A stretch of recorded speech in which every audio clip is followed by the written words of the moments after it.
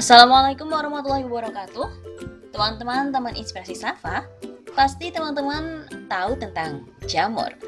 Nah, pasti kita juga sering mengkonsumsi jamur, baik untuk digoreng, dimasak dengan sup dan lain-lainnya. Kali ini Taman Inspirasi Safa akan berbagi informasi nih tentang usaha dan juga budidaya jamur. Kami berkesempatan untuk ngobrol langsung sama pembudidaya jamur yang sudah berhasil. Jamur ini pun cukup terkenal, yaitu usaha dari Mas Putput di daerah Borobudur, Magelang. Yuk kita simak informasi terkait dengan budidaya jamur ini, mulai dari awal budidaya sampai dengan pengolahannya.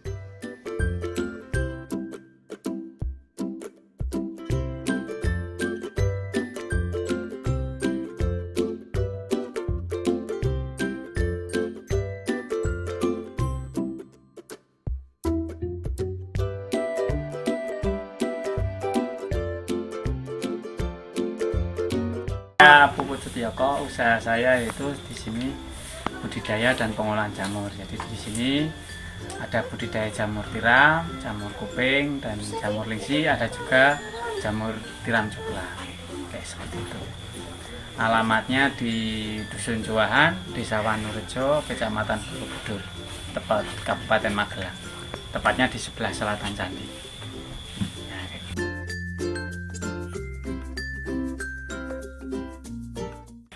Awal mula usaha saya yaitu di budidaya dan pengolahan jamur. Waktu itu saya lulus tahun 2010. Jadi sempat bekerja belum masuk ke pabrik, jadi cuma bekerja apa adanya yang ada di desa. Nah, setelah 2013 saya mulai mencoba untuk masuk ke dunia pabrik. Nah, di sana ternyata saya mempunyai kekurangan, yaitu buta warna. Nah, ketika buta warna itu semua pabrik, semua perusahaan menolak untuk menerima saya. Nah, setelah itu kemanapun saya untuk mendaftar pekerjaan, saya selalu ditolak. Nah, setelah penolakan itu terus-menerus, saya mencoba untuk berusaha budidaya ini. Jadi saya penyuka jamur, saya bertanya-tanya gimana sih cara bikinnya, gimana prosesnya, gimana sampai ke keluarnya jamur. Itu saya terus belajar sampai ke Temanggung, Jogja, sampai ke luar daerah juga. Jadi otodidak ya Mas? Iya, otodidak. Cuma tanya-tanya ke sana sini. Ini mulai dari tahun berapa budidaya jamur? Saya budidaya jamur tahun 2013. Mulai 2013. 2013 tepatnya, tapi belum, masih sendiri, masih dibikin sendiri, jadi cuma pakai alat-alat sederhana banget. Masih Iya. bujang, belum berkeluarga, jadi saya coba untuk terus belajar dan belajar. Otodidak. Mulai ada karyawan kita itu sekitar tahun 2015. Jadi 2 tahun itu saya sendiri ya. Jadi 2 tahun itu proses belajarnya itu 2 tahun. Terus saya udah mulai ketemu ibaratnya HPP-nya, hitungannya, labanya, mulai belajar kayak gitu. Saya mulai mencoba permintaan bantuan teman dari tetangga desa. Jadi 4 produksi mentah, yang 1 dikeripik. Jadi pengolahannya. Kalau mbaknya yang tadi itu PKL-an. Yang mbaknya tadi itu PKL. Jadi kita tiap tahun ada, terkadang dari sekolah-sekolah lain mengirimkan PKL, jadi jurusan pertanian atau jurusan wira swasta kayak gitu.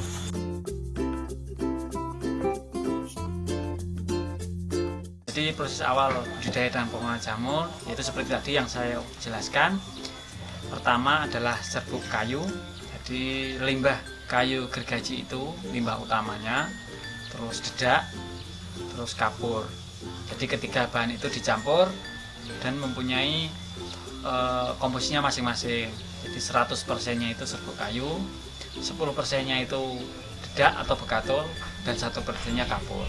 Nah, ketika bahan itu dicampur, terus sudah nyampur, baru dikasih air dengan kadar 60-70%. Nah, setelah bahan-bahan itu dicampur, baru di proses tahap pertama, yaitu proses pengepekan atau proses memasukkan bahan tadi ke dalam plastik. Nah, setelah proses ke dalam plastik tadi, baru dipakai mesin pres yang saya beritahukan tadi. Jadi dipres kayak gitu. Setelah dipres baru dipecincin, jadi penutupan medianya.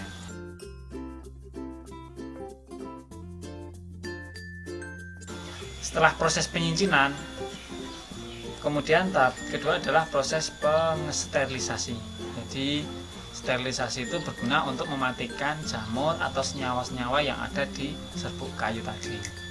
Jadi dimatikan di sana dengan suhu 100 derajat selama 10-11 jam. Kayak gitu. Nah, setelah proses sterilisasi tadi sekitar nunggu 1-2 hari sehingga bahan tadi agak dingin, baru dibongkar, baru masuk ke tempat inkubasi yang saya jelaskan tadi di dalam tempat inkubasi atau tempat inokulasi. Jadi tempat inokulasi, tempat pemberian bibit. Jadi jamur itu sebenarnya ada berapa macam, banyak macamnya, ada jamur tiram, ada jamur kuping lingsi, itu tergantung pembibitannya. Jadi ditaruh bibitnya di sana, jadi tempat inokulasinya tadi. Nah, setelah pemberian bibit tadi, inokulasi, prosesnya selanjutnya adalah proses inkubasi atau proses penumbuhan si miselium jamur atau spora tadi. Nah, penumbuhan miselium spora tadi sekitar 3-4 minggu. Setelah proses 3-4 minggu itu miselium akan tumbuh sampai full, dia akan berwarna semakin putih. Kalau udah putih baru dipindah ke kumbung atau tempat tumbuhnya jamur, kayak gitu. Setelah dipindah ke kumbung tadi, jamur baru ditunggu sampai keluar kayak yang saya perlihatkan tadi, kayak gitu. Seperti itu proses dari pembudidayanya dulu. Jadi proses budidaya tadi dari serbuk gaji sampai tumbuhnya jamur seperti itu.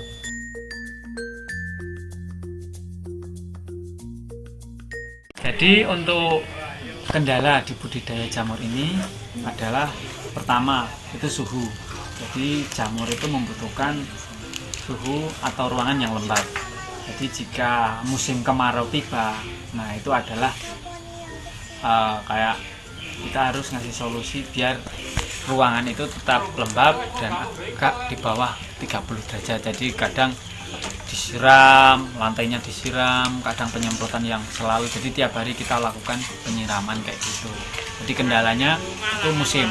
Kalau kendala musim kemarau kita sering harus nyemprot kayak gitu. Kalau untuk hama ada hama, tapi kita harus udah ada penanggulangannya pakai lem. Jadi di kumbung tadi ada botol-botol yang udah ada lem, jadi kayak hama-hama itu sudah nempel di situ. Jadi lemnya itu ada lem dicampur dengan bensin sama petroganol. Jadi petroganol itu untuk memancing si hama untuk mendekat si lemnya tadi, kayak gitu. Jadi kayak renget, kayak kalau di sayur-sayur itu yang sudah layu kan banyak yang beterbangan itu. Nah itu hamanya itu sebenarnya. Tapi kita udah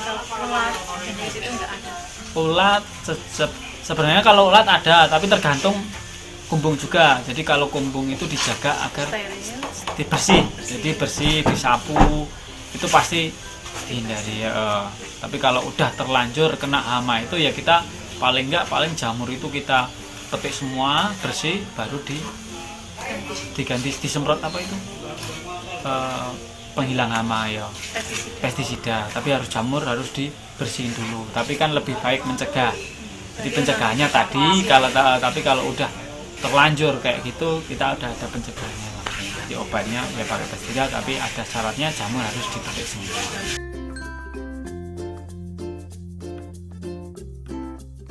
Saya omset kotor ya ini, kalau omset kotor. Jadi untuk budidaya jamur kita itu 1 minggu perkiraan bisa mencapai sekitar 2000 backlog.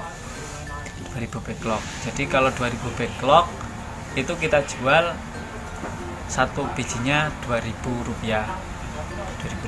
Jadi 1 bulan itu menghasilkan 8.000 backlog.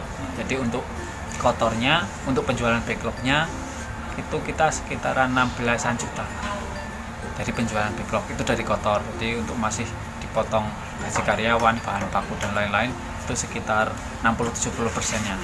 Jadi kita diuntung di 30%. Nah, seperti itu.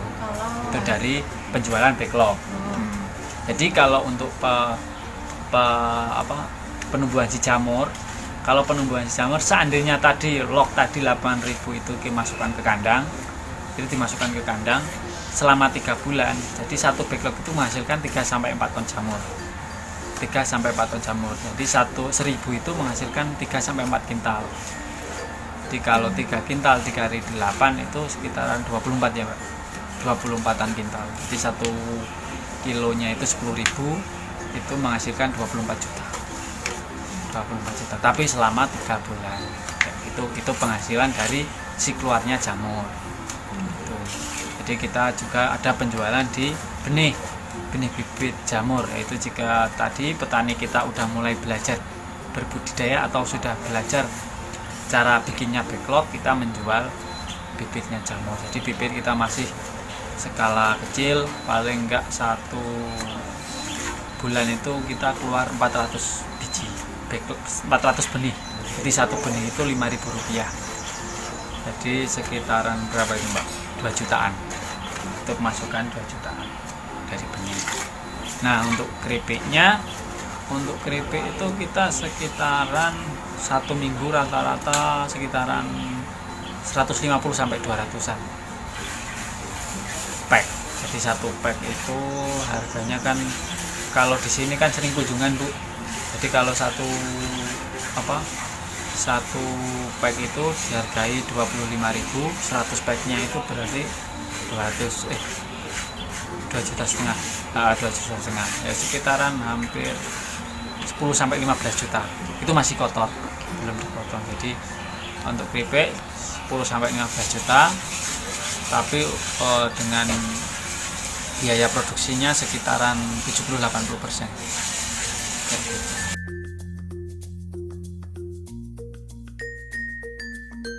Jadi suka duka dari awal tahun 2013 budidaya dan pengolahan jamur itu banyak. Jadi ada kayak pembuatan tadi, backlog tadi nggak jadi, di prosesnya kurang matang, pembibitan salah, pencampuran salah, jadi jamur nggak tumbuh. Jadi pernah 1 kandang itu diisi tapi nggak tumbuh semua, jadi kita bongkar lagi gitu. Terus pernah dapat pesanan backlog kayak gitu, udah dikirim sama di sana juga nggak jadi, terus kita ganti lagi kayak gitu. Untuk sukanya kita bisa mengembangkan teman-teman bisa bekerja di sini, membuka lowongan kerja lah kayak gitu. Jadi saran buat teman-teman Taman Inspirasi Safa, jangan pernah menyerah walau punya kekurangan, terus berkembang dan selalu belajar. Jadi untuk teman-teman yang ingin berkunjung ke sini, ke tepatnya di Jamur Borobudur, mau belajar bagaimana budidaya dan pengolahan jamur Borobudur, langsung saja ke sini. Jangan lupa subscribe channel Taman Inspirasi Safa. Terima kasih.